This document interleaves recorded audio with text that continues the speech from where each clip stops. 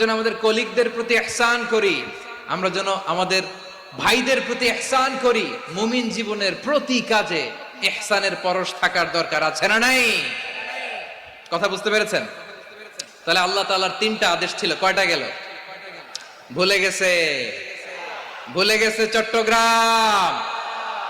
তিনটা আদেশের মধ্যে কয়টা বললাম? প্রথমে কি ছিল? আদল। তিন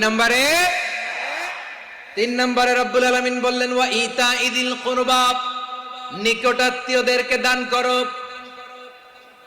নিকটাত্মীয়দেরকে দাও, যারা তোমাদের ব্লাড কানেকশনের আত্মীয় তাদেরকে তোমরা দাও।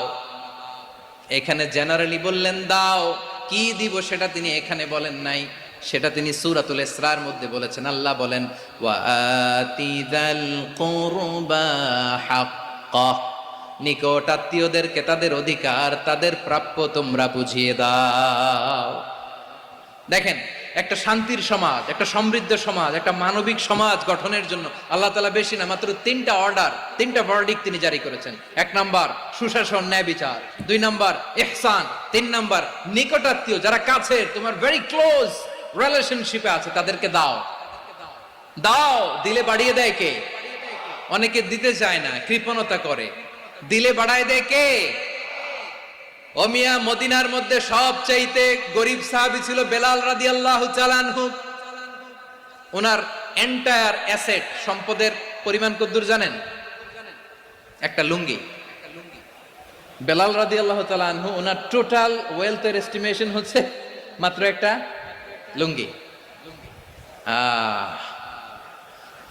একটা লুঙ্গি, টোটাল ওয়েলথ এস্টিমেশন, টোটাল সম্পদের পরিমাণ বেলাল রাদিয়াল্লাহু তাআলা আনহুর কি ছিল?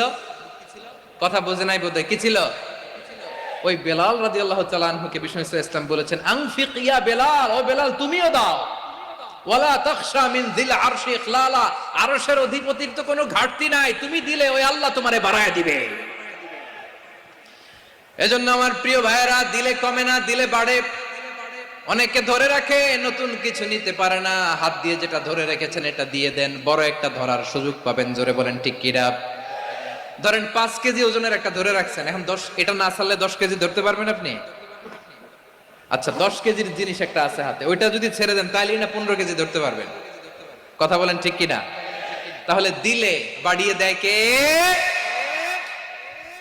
রব্বুল আলামিন বললেন 3 নাম্বার আদেশ হলো তোমাদের প্রতি সমাজটারে কেমন